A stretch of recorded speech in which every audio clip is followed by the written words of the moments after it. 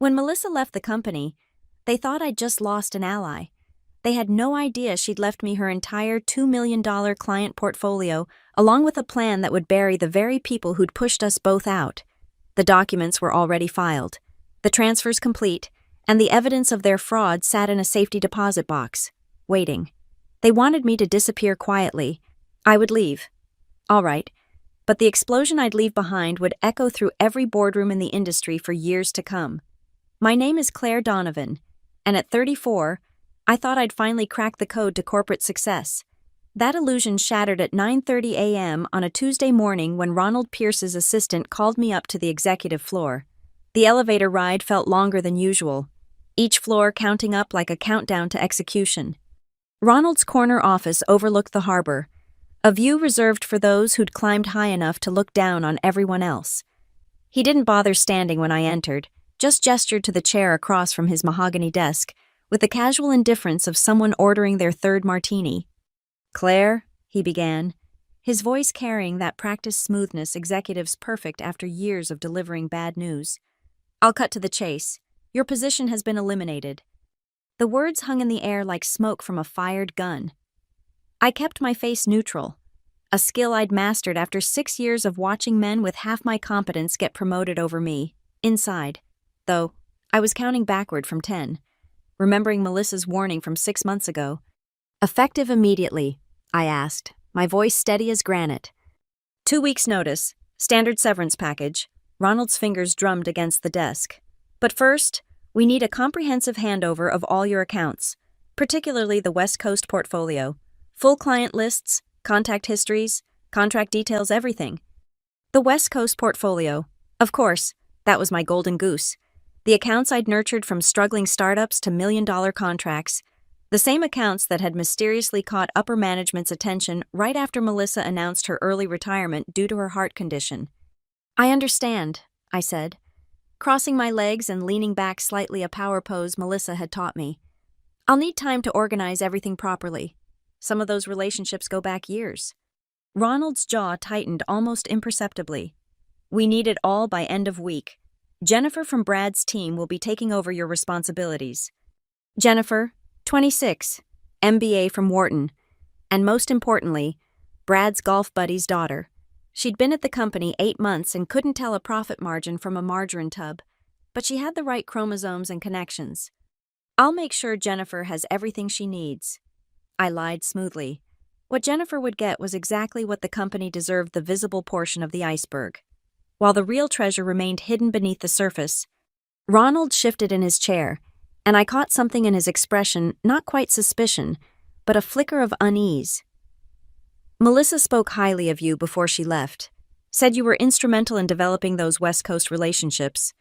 "Melissa was a wonderful mentor," I replied, allowing a hint of emotion to color my voice. Let him think I was just another devastated protege, too broken by loss to be a threat. "Yes, well," he cleared his throat. "Her sudden departure left us in a difficult position.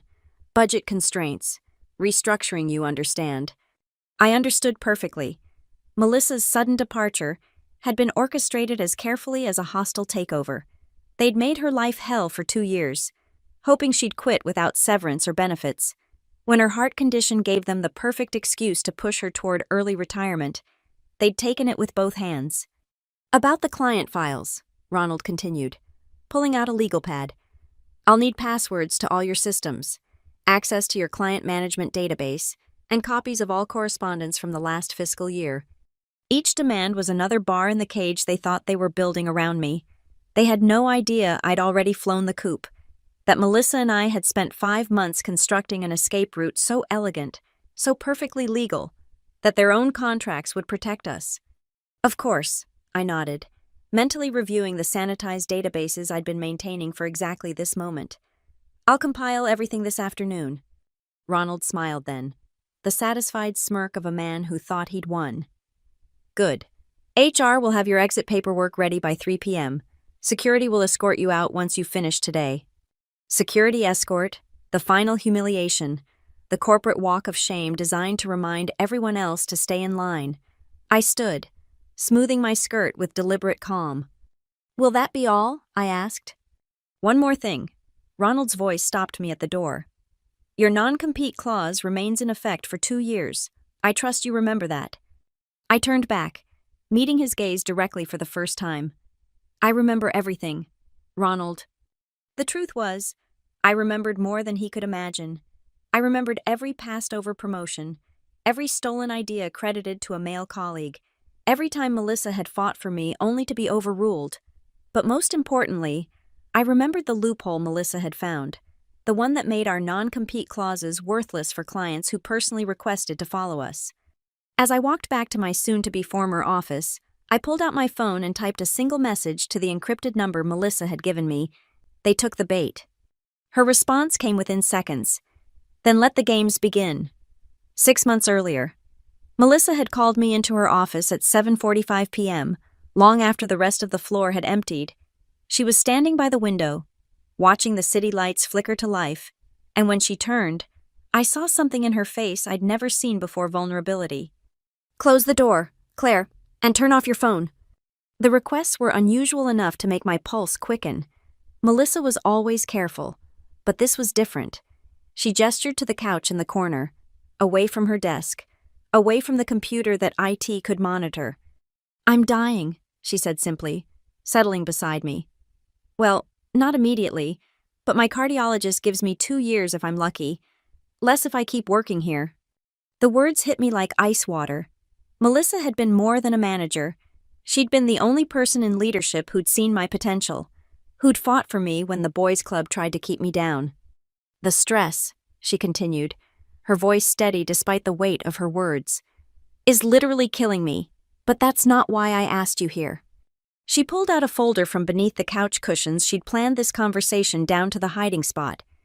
Inside were charts, graphs, and photographs of company gatherings where not a single woman appeared above middle management. I've spent 15 years building this portfolio, Melissa said, running her fingers across the client lists.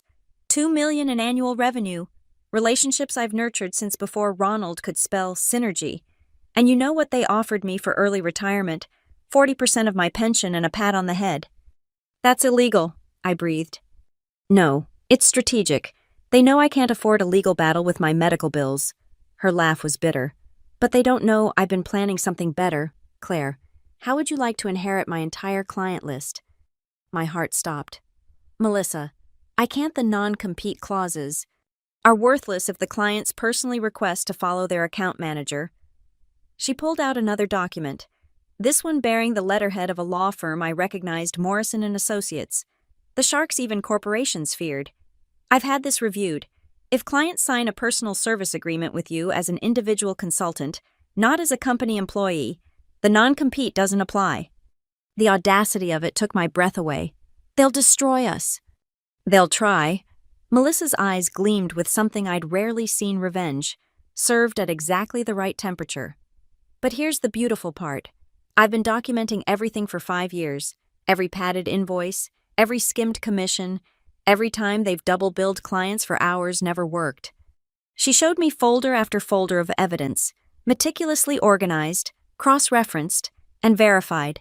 Bank statements, emails, recorded conversations where Ronald bragged about creative accounting after 3 whiskeys at the company Christmas party. This is my legacy, Melissa said. Not the corner office I'll never get. Not the promotion they'll never give me. This helping you burn down their house of cards while building something of your own. Over the next 5 months, Melissa introduced me to every major client as her trusted associate and succession plan. We attended lunches, dinners, conference calls where she'd gradually shift the conversation to highlight my contributions. The clients grew to trust me, to request me specifically for their accounts. Claire understands our vision. Tech startup CEO Marcus Williams had said at one dinner, "If Melissa trusts her, so do I." The paperwork was brilliant in its simplicity.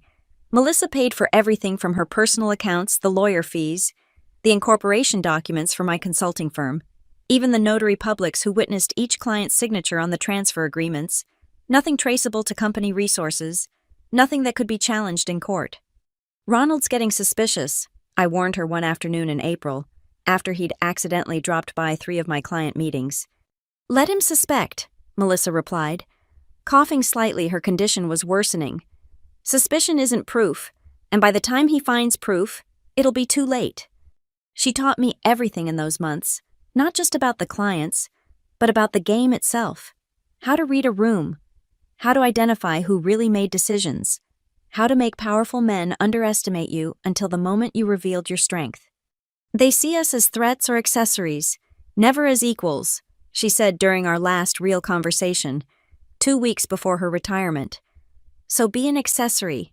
Let them think you're decorative right up until you become indispensable. The night before her last day, she handed me a safety deposit box key. Everything's in there. The evidence, the client agreements, and instructions for when to release it all. You'll know the moment. Melissa, I don't know if I can. You can.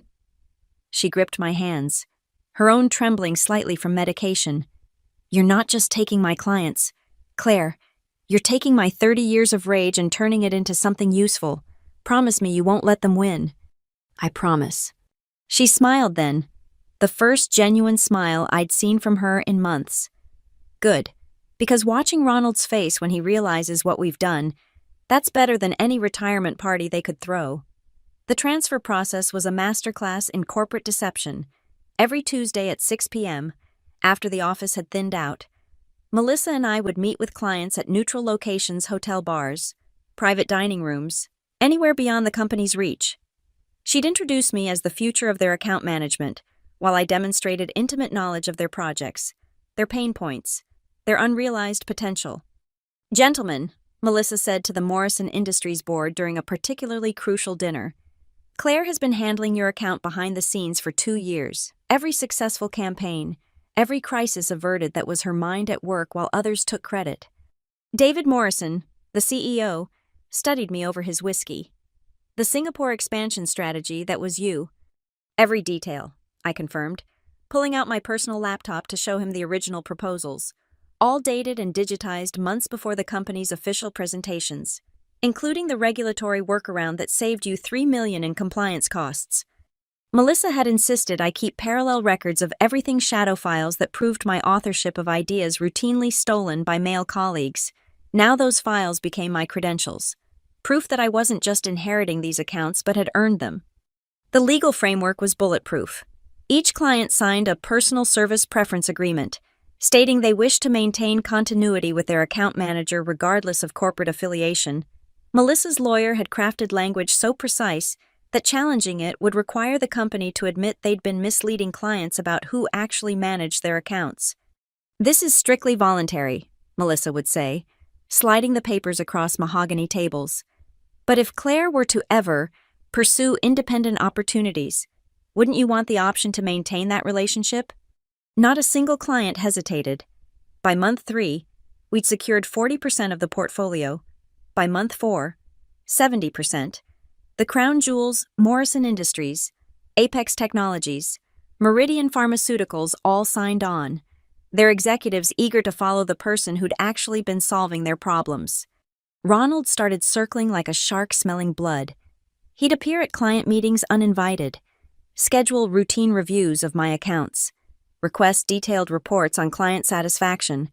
I gave him exactly what he wanted, glowing reviews that mentioned only the company, never my personal role. Claire's doing exceptional work, he said one afternoon, trying to sound casual as he perched on my desk. The clients seem very attached to her. Melissa built strong relationships, I replied, fingers never pausing on my keyboard. I'm just maintaining her standards. Yes, about that. He picked up a stress ball from my desk, squeezing it rhythmically. Some clients have mentioned private meetings, dinners outside the office. That's not exactly protocol. I looked up, letting confusion flicker across my face. Melissa said relationship building was crucial. Should I be doing something different? The beauty of playing dumb was watching smart men convince themselves you actually were. Ronald's tension eased, his ego satisfied that I was just another worker bee following orders. No, keep doing what you're doing. Just make sure all client communication goes through company channels. Of course, I lied, thinking of the encrypted phone Melissa had given me, the one where clients could reach me directly, personally, inevitably. The week before Melissa's last day, she made her final move. In a company-wide email, she announced her retirement and expressed complete confidence in the company's succession planning for her accounts. She named no names, planted no seeds of doubt. To leadership, it looked like capitulation. That night, she texted me from her personal phone, "Check your bank account." There it was, a transfer of $50,000, not a loan, not a gift that could be traced to company funds, but payment for consulting services from her personal LLC, enough to cover my startup costs, office lease, and 3 months of operations. Melissa, I can't accept. "You're not accepting anything," she interrupted when I called. "You're being paid for services rendered. I have invoices dating back 2 years for all the work you did that I claimed credit for. Consider this back pay with interest." The final week was surreal. I attended Melissa's retirement party, watched Ronald give a speech about her valuable contributions, while plotting to redistribute her accounts to his chosen favorites. I smiled, applauded, even hugged Melissa goodbye in front of everyone, whispering in her ear, 85% secured. Her whisper back was barely audible, "Make it hurt." The night before my termination meeting with Ronald, I worked until 3 a.m., not on the sanitized files he'd receive, but on final preparations. My resignation letter was already printed, post-dated for 9 a.m. The new office lease was signed. The website for Donovan Consulting was live but hidden, ready to launch the moment I walked out. I backed up everything one last time, not company property, but the records I'd kept of my own work, my innovations, my relationships. 6 years of evidence that I'd been the architect while others claimed to be the builders. Looking at my desk one last time, I didn't feel sadness or nostalgia. I felt what Melissa must have felt, the electric anticipation of watching a carefully planted explosive finally detonate. They thought they were taking my job. They had no idea they were handing me their kingdom. The morning of my termination, I arrived at 7 a.m., 2 hours before my meeting with Ronald. The office was empty except for security, and the cleaning crew perfect for my final moves. I placed my resignation letter in the mailroom's outgoing pile, time-stamped for 8:45 a.m., ensuring it would reach HR before Ronald could spin his narrative. By the time I sat across from Ronald at 9:30 a.m., receiving his rehearsed termination speech, my new life was already in motion. My assistant at Donovan Consulting, yes, I'd already hired one, was setting up our systems. The office space, strategically located in the same building as 3 of my major clients, was being furnished. "I'll need those passwords now," Ronald said after his spiel, sliding a form across his desk. I complied, providing access to meticulously maintained databases showing exactly what they expected: client contacts, basic correspondence, surface-level project details. What they wouldn't find were the personal cell numbers, the private email addresses, the years of trust condensed into relationships that transcended corporate boundaries. At 3 p.m., Jennifer appeared at my desk, all artificial sweetness and poorly concealed ambition. "I'm so sorry about this," she cooed, watching me pack my personal items, "but I'm sure you'll land on your feet." "I'm sure I will," I replied, placing a framed photo of Melissa and me at last year's conference into my box. Jennifer's eyes followed the photo, a flicker of unease crossing her face. She knew Melissa's clients by reputation, demanding particular, worth millions. "Any advice?" Jennifer asked, trying to sound casual, "for handling the Morrison account?" I smiled, the kind of smile Melissa had taught me, warm on the surface, arctic beneath. "Just be yourself. David Morrison values authenticity above all." What I didn't mention was that David Morrison also valued competence, preparation, and the ability to speak intelligently about supply chain logistics, none of which Jennifer possessed. Security arrived at 4 p.m., 2 guards who looked apologetic as they escorted me through the halls. Colleagues averted their eyes, some sympathetic, others relieved it wasn't them. I held my box of possessions like a shield, letting them see what they expected: another casualty of corporate downsizing. The moment I stepped outside, my phone buzzed. Marcus Williams from Apex Technologies. "Got your message. Dinner at 7 to discuss our new arrangement." Then another, and another. By the time I reached my car, 15 of my 18 secured clients had confirmed meetings for the week. That evening, I met Marcus at his favorite steakhouse. He was already seated. Contract in hand, not the company's standard agreement, but the personal service contract Melissa's lawyer had prepared. "Claire," he said, standing to shake my hand. "I heard about this morning. Their loss." "I appreciate that, Marcus." He signaled the waiter for wine before continuing. "Melissa called me last week, said you'd be going independent. Also mentioned that Ronald Pierce tried to sell me Jennifer as your replacement." He laughed, sharp and dismissive. The girl couldn't tell ram from a ram if it charged at her. "Jennifer's very enthusiastic," I offered diplomatically. "She's very connected," Marcus corrected. "But connection without competence is just expensive incompetence. I told Ronald that Apex works with Claire Donovan, period. Whether that's through his company or yours is entirely up to you." The contract was straightforward. Apex would retain my services at the same rate they'd paid the company, except now that check would go directly to Donovan Consulting. No middleman, no corporate overhead, no Ronald Pierce taking credit for my work. "There's one thing," Marcus added as I signed. "David Morrison mentioned you're building quite the client list. He also mentioned something about documentation regarding certain accounting discrepancies at your former employer." I kept my expression neutral. "David must be mistaken." Marcus smiled knowingly.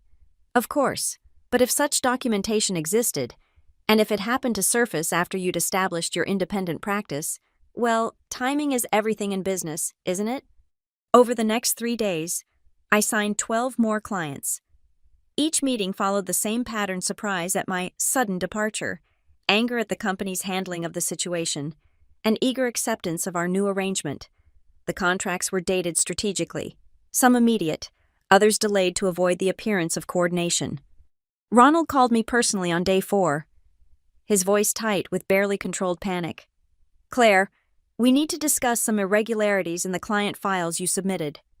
"I'm not sure what you mean," I replied, standing in my new office, looking out at the harbor view I'd earned myself.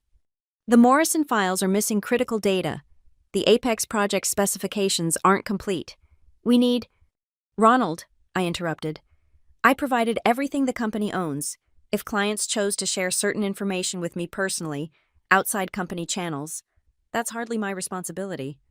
The silence stretched before he spoke again, each word carefully measured. "You're playing a dangerous game."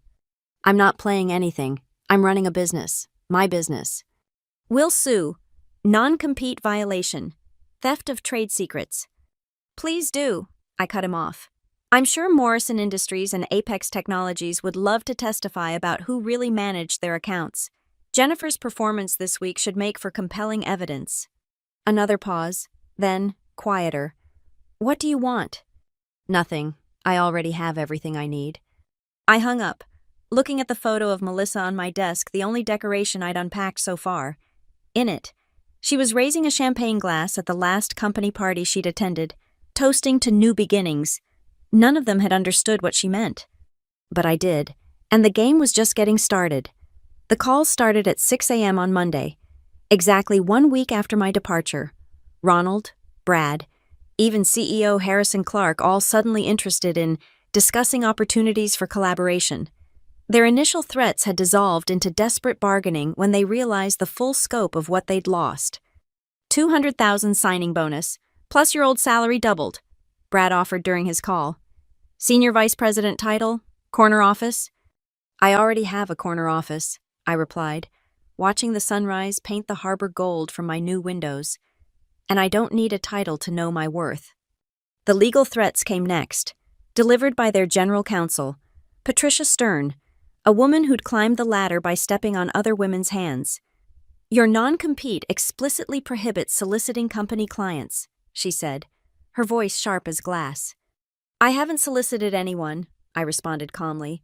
"Check the contracts. Every client initiated contact with me. They requested my personal services, unless you're suggesting the company owns these people." "You orchestrated this with Melissa. We have evidence." Of what a mentor training her protege clients, preferring competent service over corporate bureaucracy.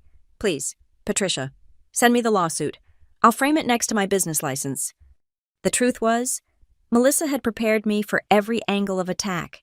Each threat they made, we'd anticipated. Each legal maneuver, we'd already blocked. but they were about to discover the real cost of their arrogance. Jennifer cracked first. After losing 3 major clients in spectacular fashion, including a memorable incident where she called David Morrison Donald throughout an entire presentation, she appeared at my office on Thursday afternoon, mascara streaking her cheeks. They set me up to fail, she sobbed, uninvited in my reception area. Ronald promised training, support. Instead, he threw me to the wolves and blamed me when I couldn't perform miracles. I handed her a tissue, maintaining professional distance. That must be difficult. You know what he said? She laughed bitterly. That I should be more like you. After he fired you, he actually said maybe they'd moved too fast in their restructuring. I recorded nothing, said less. But Jennifer's visit confirmed what my remaining sources inside had reported: chaos. Projects failing, clients complaining, quarterly projections in freefall. The board was asking questions Ronald couldn't answer. That evening, I met with Edward Mason at his private club. Melissa's old friend had reached out after hearing about my new venture, offering his assistance. Edward was 73, refined, and had spent 40 years building relationships that spanned industries. Melissa saved my daughter's career once, he said over brandy. Mentored her when the boys' club tried to push her out. I owe her a debt. She never mentioned that, I said. She wouldn't, but she did mention you might need support when the time came. He pulled out a leather portfolio. These are 7 clients looking to leave your former company. They've been dissatisfied for months but stayed out of inertia. Your departure provided the catalyst they needed. The names were significant, not the largest accounts, but strategic ones. Companies whose departures would signal blood in the water to other dissatisfied clients. They'll move to anyone you recommend, Edward continued. But there's something else. Your former company has been shopping around for a buyer. Private equity firm named Garrison Holdings. The deal hinges on maintaining current revenue projections. My pulse quickened. If the company lost even 15% of its revenue, the deal would collapse. With Melissa's portfolio and these 7 additions, I'd control nearly 22%. There's a partners meeting at Garrison tomorrow, Edward added. They'll be reviewing the acquisition terms. Might be interesting if certain information about revenue instability reached them. That would be unfortunate timing, I agreed. Quite. Oh, and Melissa asked me to give you this when the moment felt right. He handed me an envelope, sealed with wax. She said you'd know when to open it. Back at my office that night, I spread everything across my conference table: client contracts, revenue projections, the growing list of defectors. The company had built its castle on sand, assuming the foundation would never shift. They hadn't counted on Melissa spending 5 years documenting every grain. My phone rang at 11 p.m. Harrison Clark himself, CEO for 12 years, architect of the culture that had driven Melissa to plan this elaborate revenge. Ms. Donovan, his voice was controlled, but I heard the strain. I think we've allowed this situation to escalate unnecessarily. Have we? You're a talented professional. We were hasty in our restructuring. Perhaps we could find a solution that benefits everyone. I have a solution. Harrison, I run my business. You run yours. The market will decide who does it better. You don't understand the forces you're playing with. We have resources. You have debt, I interrupted. Leveraged buyout from 3 years ago. Wasn't it Garrison Holdings won't be happy to learn their target is hemorrhaging clients? The silence told me everything. They'd discovered I knew about the acquisition. What do you want? He asked finally. I want you to feel what Melissa felt, what I felt, what every woman in your company feels every day: powerless, undervalued, discarded when convenient. I paused, letting it sink in. But since that's impossible, I'll settle for winning. After hanging up, I opened Melissa's envelope. Inside was a single key and an address, a storage unit across town. Her handwriting on the note was simple: for when they declare war. I looked at the key, then at the photo of Melissa on my desk. Even in death's shadow, she'd outplayed them all. Tomorrow, they'd make their move, and I'd be ready with Melissa's final gift, whatever waited in that storage unit. The storage unit contained Melissa's nuclear option, 15 bankers' boxes of meticulously organized evidence spanning 7 years, financial records, emails, recorded conversations, and most damning of all, a USB drive labeled insurance, containing video files I never knew existed.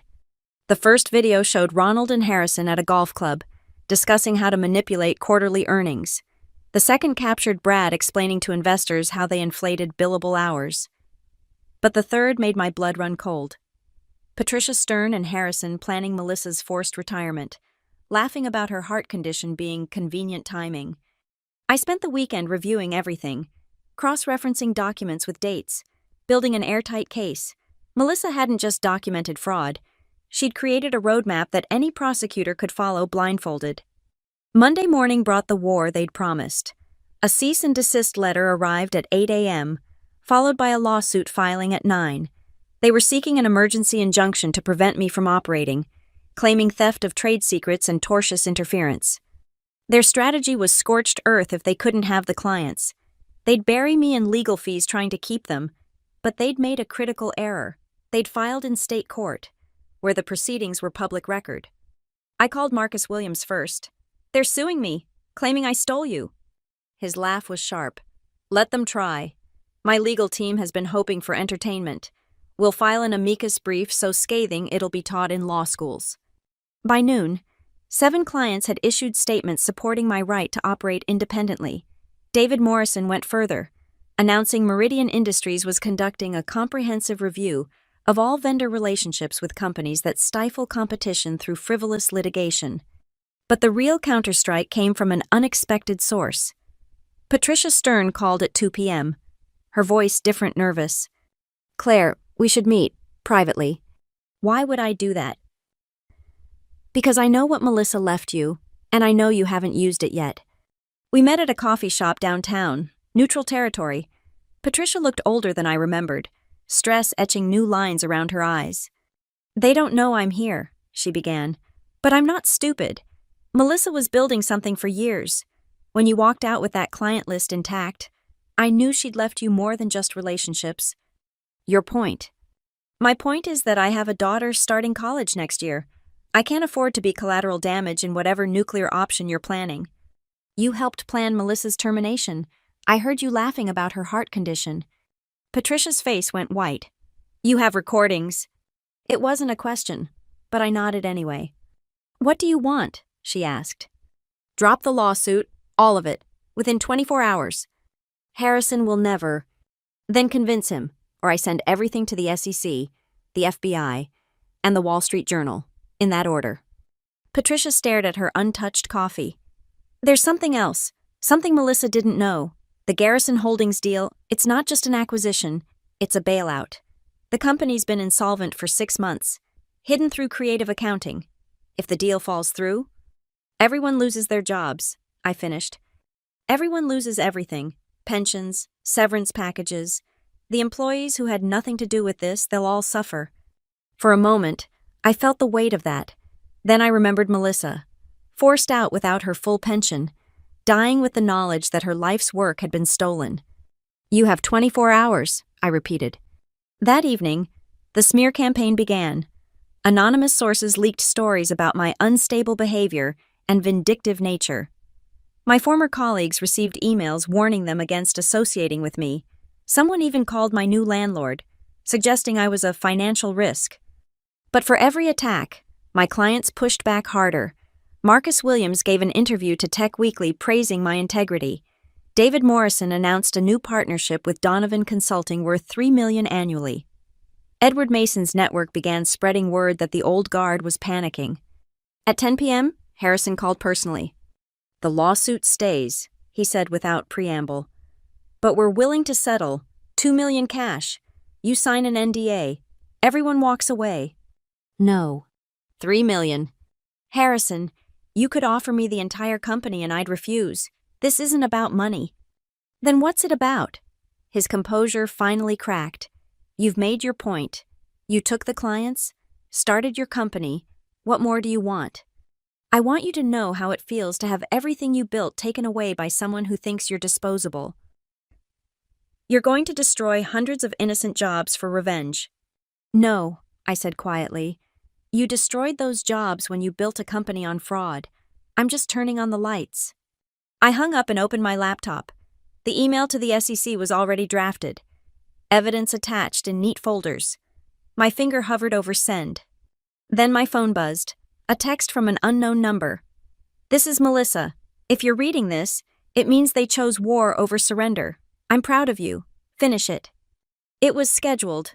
I realized. Melissa had arranged for this message to arrive exactly when I'd need it most. Even gone, she was still guiding me. I looked at the photo on my desk one more time, then back at my laptop screen. The SEC email waited. Patient as justice deferred. Tomorrow. Patricia's deadline would expire. Tomorrow. They'd either surrender or face consequences they'd created themselves. Tonight, I'd sleep peacefully for the first time in years, knowing that either way, Melissa's revenge was complete. Tuesday arrived with silence. No call from Patricia, no withdrawal of the lawsuit, no surrender. At 8 a.m. sharp, I hit send on the SEC email. By 8:15, I'd also sent packages to the FBI's Financial Crimes Division and 3 Wall Street Journal reporters who specialized in corporate fraud. At 9 a.m., I had a call with Garrison Holdings. Ms. Donovan, the managing partner, James Garrison himself, opened with surprising warmth. "We've been monitoring the situation with your former employer. Have you—" Edward Mason is an old friend. He suggested we talk before finalizing any acquisitions. He paused. "We've also received some interesting documentation this morning from the SEC, copying us on a complaint. You wouldn't know anything about that." I couldn't comment on SEC matters. Of course not. But hypothetically, if a target company were under federal investigation, that would certainly affect our valuation, perhaps to zero. The news broke at 11 a.m. SEC opens investigation into Richardson Corp. For accounting irregularities. The stock price dropped 18% in 30 minutes. By lunch, it was down 35%. My phone exploded with calls I didn't answer, but at 1 p.m., Ronald appeared in my office lobby. Having somehow gotten past building security, my assistant looked terrified. 5 minutes, I told her, then led him to my conference room. He looked destroyed, tie askew, hair disheveled, the golden boy finely tarnished. "You've killed us. Do you understand that 400 employees who had nothing to do with this? You killed yourselves the moment you decided fraud was a business strategy. We can still fix this. Call off the investigation. We'll drop the lawsuit, pay damages, whatever you want." I pulled out my phone and showed him a message from David Morrison. "Heard about the investigation. Meridian Industries is terminating all contracts with Richardson Corp., effective immediately." Ronald's face went gray. "That's $40 million in annual revenue." $43 million. Actually, I know because I built that relationship while you took credit for it. He slumped in the chair, suddenly looking a decade older. What would Melissa think destroying the company she helped build? Melissa is the one who gathered the evidence, every document, every recording that was her. I'm just the messenger she chose. She's dead. This won't bring her back. No, but it'll ensure her legacy isn't the company that discarded her. It's the truth she exposed. Ronald started to walk away, but paused at the doorway. Jennifer passed away last night. Overdose. The stress. The setbacks, she just couldn't bear it anymore. I felt ice in my veins, but before I could respond, he continued. "That's a lie. But for a second, you felt the weight of destroying someone who was just collateral damage. Remember that feeling when you're celebrating your victory?" After he left, I sat alone for an hour, his words echoing. Then Patricia Stern called. "I'm resigning," she said without preamble. "Effective immediately. I've also sent a package to the FBI with additional evidence, things even Melissa didn't have. Internal emails about the fraud going back 10 years. Why? Because my daughter asked me what kind of person I wanted to be, and I couldn't tell her I was someone who stood by while crimes were committed." She paused. "Also because I know you have that recording of me laughing about Melissa's heart. That's conspiracy. Possibly manslaughter if a prosecutor got creative." By 3 p.m., the tsunami was unstoppable. Harrison Clark announced his resignation. To focus on the investigation, Brad disappeared entirely. Rumors said he'd fled to his house in the Caymans. The stock price hit a circuit breaker. Trading suspended after dropping 60%. Marcus Williams called, his voice unusually somber. "Claire, you've won. Question is, what are you going to do with the victory?" What do you mean? 300 employees just became free agents. The good ones. The ones who had no part in this, they need jobs. You could cherry pick the best, build something better than Richardson Corp ever was. He was right. Among the corruption were talented people. Mostly women and minorities who'd been held back by the same system that had tried to crush Melissa and me. That evening, I sent an email to all Richardson Corp employees below senior management. Donovan Consulting is hiring. We're building a company based on merit, transparency, and respect. If you want to be part of something better, send me your resume. Within an hour, I had 200 responses. At 8 p.m., the Wall Street Journal posted their story online. The Whistleblower's Revenge: How One Woman and Her Dying Mentor Brought Down a Corporate Giant.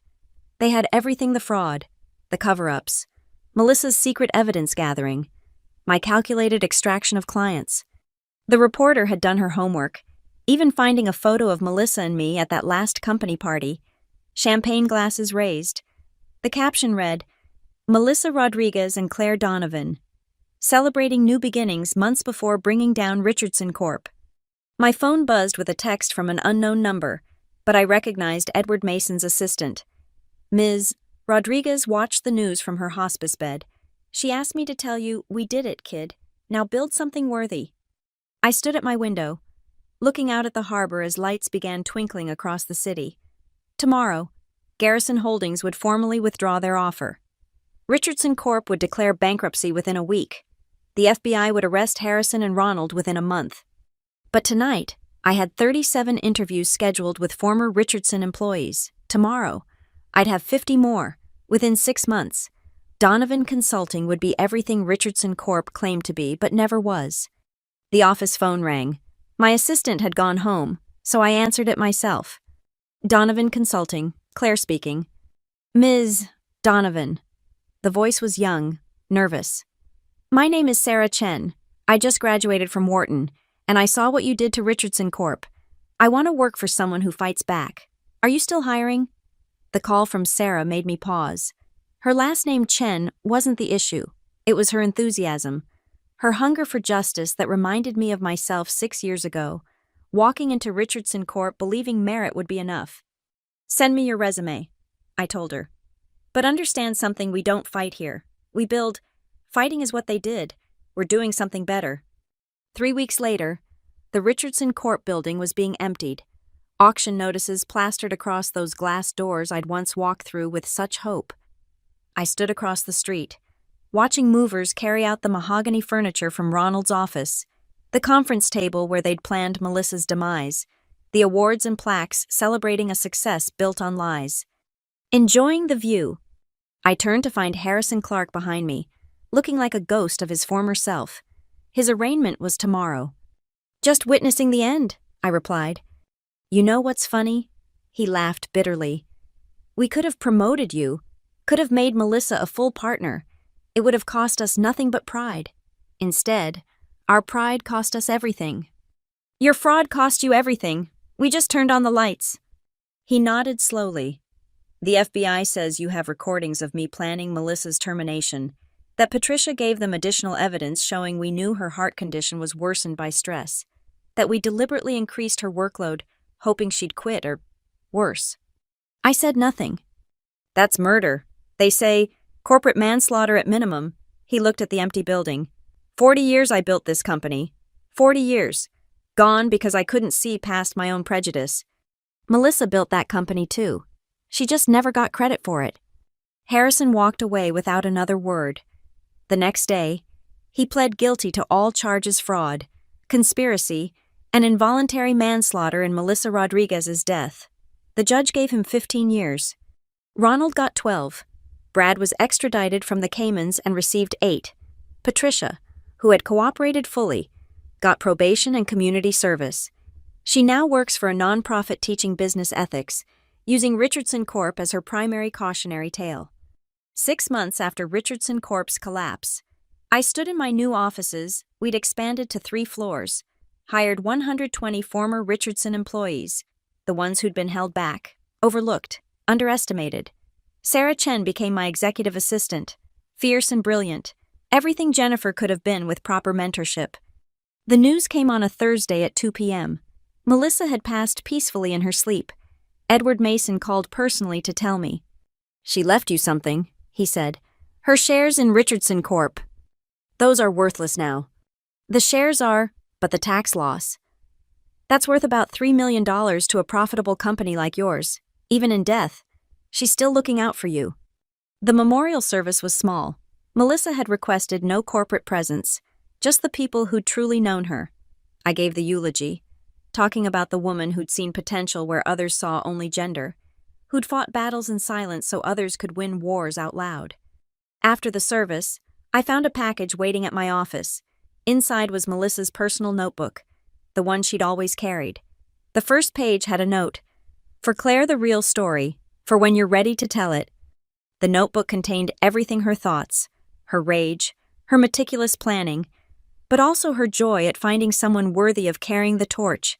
The last entry, dated the day before she entered hospice, read, "Claire will think this was about revenge, but it was about revolution.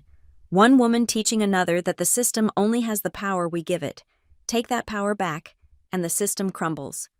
I looked up from the notebook to see my team through the glass walls, diverse, talented, thriving in an environment that valued ability over politics. Marcus Williams was in our conference room, signing another contract extension. David Morrison was laughing with Sarah about something on her computer. Edward Mason was mentoring 3 junior associates in the corner office we'd named after Melissa. This was what winning looked like.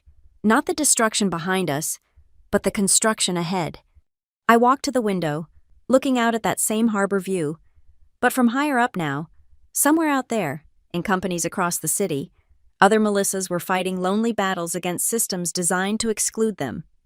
Other Claires were being told their place was beneath men with half their talent. But things were changing. Our success had proven something: that when women stop asking for seats at their table and instead build their own table, the old guard has no choice but to pull up a chair or become irrelevant. My phone buzzed with a text from an unknown number, but when I opened it, I smiled. It was another scheduled message from Melissa. Probably the last one. "If you're reading this, it means you won. Not just the battle, but the war. Now stop looking back. The future you're building is more important than the past we burned. Make me proud. Kid." I deleted the message, knowing I didn't need it anymore. Melissa's voice was now my voice. Her strength had become my strength, and somewhere, in a company that didn't value her, another woman was planning her own revolution. I picked up my phone and called Sarah. "Set up a mentorship program, pro bono, for women in corporate who need guidance navigating hostile environments. What should we call it?" I looked at Melissa's photo on my desk, forever raising that champagne glass to new beginnings.